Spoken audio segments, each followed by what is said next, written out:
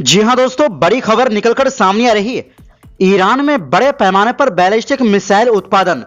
Israeli army ने Netanyahu को चेताया, हल्के में मत लो, यहूदी देश के लिए खतरा। जानेंगे क्या है पूरा मामला। अगली खबर में आपको बताएंगे, पंजाब में सिखों की दी जमीन पर तैयार हुई बेहतरीन मस्जिद, दूसरे गांव में पढ़नी पड़ती थी नमाज। नफरत के दौर में इंसानियत, जानेंगे किसने किया उद्घाटन। और इसी के साथ आपको बताएंगे, यूक्रेन के पास अमेरिकी हथियार खरीदने के पैसे नहीं, लगभग 7,000 करोड़ रुपए पड़े कम। और साथ में आपको बताएंगे, वंदे मातरम पर जमीयत उलमाए हिंद प्रमुख बोले, मुसलमानों की देशभक्ति के लिए किसी प्रमाण पत्र की जरूरत नहीं। तो बिना समय गवाए बात करते हैं खबरों की। दोस्तों, इजरायल की आर्मी आईडीएफ ने दावा किया है कि ईरान ने बड़े पैमाने पर मिसाइलों का उत्पादन शुरू कर दिया है। आईडीएफ ने देश की संसद में यह बात कही है। इजरायल और ईरान के बीच इस साल जून में 12 दिन का भीषण सैन्य संघर्ष देखने को मिला था। इस दौरान ईरान की मिसाइल फैसिलिटी को इजरायल ने निशाना बनाया था। हालांकि अब इजरायल को लगता है कि ईरान की मिसाइल बनाने की क्षमता पहले जैसी हो गई है। इजरायली आर्मी ने पीएम बेंजामिन नेतन्याहू के नेतृत्व वाली सरकार से इसे चेतावनी की तरह लेने की बात कही है। दरअसल इजरायली न्यूज वेबसाइट वायनेट के मुताबिक आईडीएफ के एक वरिष्ठ अधिकारी ने संसद को बताया कि ईरान ने जून के संघर्ष के बाद अपनी बैलिस्टिक मिसाइल उत्पादन क्षमता को फिर से बढ़ाना शुरू कर दिया है। इजरायली सैन्य अधिकारी की ओर से यह जानकारी ऐसे समय में आई है जब ईरानी नेवी ने फारस की खाड़ी में बड़े पैमाने पर अभ्यास किया है। इस अभ्यास में बैलिस्टिक क्रूज मिसाइलें और ड्रोन शामिल किया गया। ईरान ने सार्क देशों के साथ भी बीते हफ्ते सैन्य अभ्यास किया है। इजरायल और अमेरिका ने जून में ईरान पर हवाई हमलों के बाद दावा किया था कि तेहरान ने अपनी मिसाइल क्षमता खो दी है। हालांकि अब इजरायल ही नहीं, पश्चिमी देशों के राजनयिक भी कह रहे हैं कि ईरान मिसाइल रिकवरी में तेजी ला रहा है। सूत्रों का कहना है कि ईरान पुरानी तकनीकों का इस्तेमाल करते हुए मिसाइल बना रहा है। कई रिपोर्ट में दावा किया गया है कि ईरान का परमाणु कार्यक्रम भले तेजी से न बढ़ा हो, लेकिन बैलिस्टिक मिसाइल क्षमता बहाल करना उसकी प्राथमिकता है। ईरानी मिसाइल इजरायल के साथ भविष्य के किसी भी संघर्ष में अहम होंगी। ईरान से टकराव के अंदेशे को देखते हुए आईडीएफ और बेंजामिन नेतन्याहू की सरकार चिंता में है। इजरायल और ईरान के बीच बीते कई दशकों से मतभेद रहे हैं। दोनों देशों में पर्दे के पीछे से लड़ाई का लंबा इतिहास रहा है। इस साल प्रोक्सी वार से आगे निकलते हुए इजरायल ईरान में सीधा सैन्य संघर्ष हुआ। ईरान और इजरायल के बीच जून में 12 दिन का भीषण युद्ध देखने को मिला था। जून में हुए संघर्ष में दोनों ही पक्षों को बड़ी तादाद में जान माल का नुकसान उठाना पड़ा। दोनों देशों ने एक दूसरे के क्षेत्रों पर बड़े पैमाने पर हमले किए। इजरायल ने हवाई हमले किए तो जवाब में ईरान ने भी सैकड़ों मिसाइलें दागी। दोनों पक्षों में 24 जून को युद्ध विराम हुआ, लेकिन तनाव बरकरार है।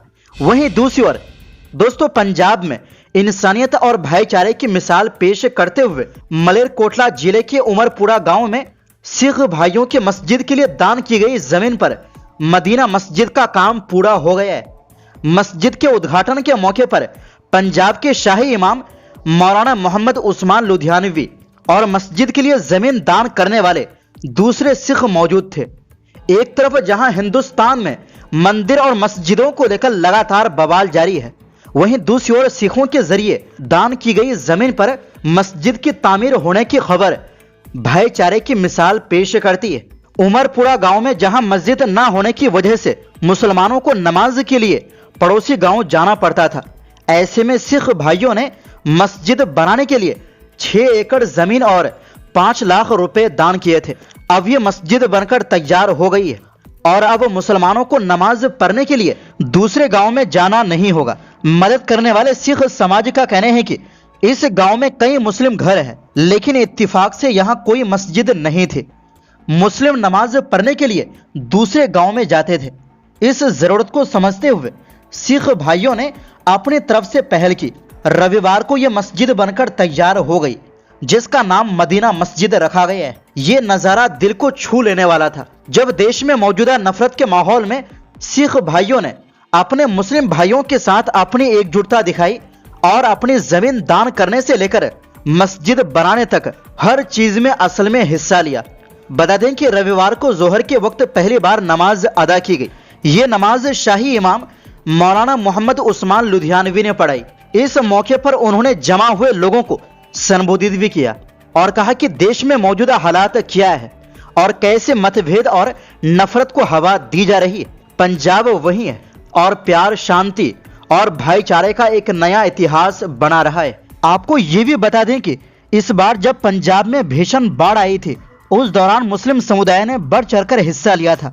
बाढ़ के समय मुस्लिम समुदाय ने खाने से लेकर दवाइयों तक हर जरूरी चीज लोगों तक पहुंचाने का काम किया था।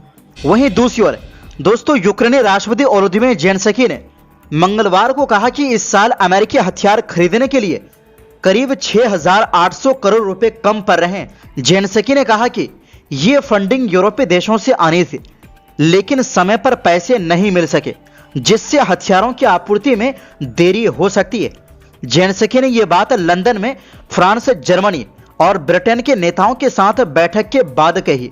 उन्होंने कहा कि नाटो की प्रेसिडेंशियल यूक्रेन रिलीफ लोन यानी PURL पहल के तहत हथियार खरीद जारी रखने के लिए अतिरिक्त फंडिंग की जरूरत है, लेकिन अमेरिका ने भी मदद देना कम कर दिया है। उन्होंने बताया कि अमेरिकी हथियार खरीदने के लिए यूक्रेन को लगभग 15 अरब डॉलर यानी लगभग 1.27 लाख करोड़ रुपए की जरूरत है। वहीं ज़ेलेंस्की आज अमेरिका को एक संशोधित शांति प्लान सौंपेंगे। ये प्लान ट्रंप के 28 पॉइंट प्लान को घटाकर 20 पॉइंट में बदली गई है। ब्रिटिश प्रधानमंत्री कीर स्टारमर ने बैठक की मेजबानी करते हुए साफ कहा कि शांति प्रक्रिया में यूक्रेन को अपनी संप्रभुता और क्षेत्रीय फैसले खुद लेने का पूरा अधिकार है।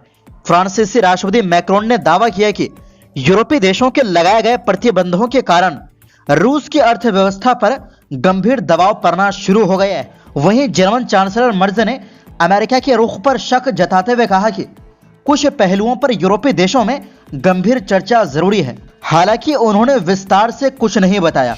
वहीं दूसरी ओर दोस्तों, वंदे मातरम के 150 साल पूरे होने पर संसद में हो रही चर्चा के बीच जमीयत उलमाए हिंद के प्रमुख मौलाना अरशद मदनी ने इस पर प्रतिक्रिया दी। अरशद मदनी ने मंगलवार को एक्स पर पोस्ट किया, हमें किसी के वंदे मातरम पढ़ने या गाने पर आपत्ति नहीं है, लेकिन मुसलमान केवल एक अल्लाह की इबादत करता है और अपनी इबादत में अल्लाह के सिवा किसी दूसरे को शामिल नहीं कर सकता। उन्होंने लिखा, और वंदे मातरम का अनुवाद शिर्क से संबंधित मान्यताओं पर आधारित है। इसके 4 श्लोकों में देश को देवता मानकर दुर्गा माता से तुलना की गई है और पूजा के शब्दों का प्रयोग हुआ है। मां, मैं तेरी पूजा करता हूं, यही वंदे मातरम का अर्थ है। यह किसी भी मुसलमान के धार्मिक आस्था के खिलाफ है। किसी को उसकी आस्था के खिलाफ कोई नारा या गीत गाने के लिए मजबूर नहीं किया जा सकता, क्योंकि भारत का संविधान हर नागरिक को धार्मिक स्वतंत्रता आर्टिकल 25 और अभिव्यक्ति की स्वतंत्रता आर्टिकल 19 से देता है। जमीयत उलमाए हिंद के प्रमुख ने अपने पोस्ट में लिखा कि देश से प्रेम करना और उसकी पूजा करना 2 अलग बातें हैं। उन्होंने लिखा, मुसलमानों के देशभक्ति के लिए किसी के प्रमाण पत्र की जरूरत नहीं है। बता दें कि सोमवार को लोकसभा में चर्चा के दौरान AIMIM सांसद असदुद्दीन ओवैसी ने भी इस मुद्दे को उठाया था। उन्होंने कहा, हमारे मुल्क के संविधान की शुरुआत भारत माता से नहीं बल्कि हम भारत के लोग से होती है। बाबा साहेब अंबेडकर ने मदर इंडिया के विचार को खारिज कर दिया था। अगर भारत में रहना है तो वंदे मातरम गाना होगा का नारा अनिवार्य करना है तो यह संविधान और सुप्रीम कोर्ट के फैसले के खिलाफ है। मैं एक मुसलमान हूं और इस्लाम को मानता हूं और खुदा के अलावा मैं किसी को नहीं मानता हूं और इसका अधिकार मुझे संविधान देता है। इससे हमारे मुल्क की मोहब्बत मेरे धर्म के बीच नहीं आती है। तो दोस्तों, फिलहाल के लिए इस रिपोर्ट में बस इतना ही। फिर मिलते हैं एक नई रिपोर्ट्स के साथ। आपसे गुजारिश है, हमारी सपोर्ट के लिए वीडियो को लाइक और शेयर जरूर करें।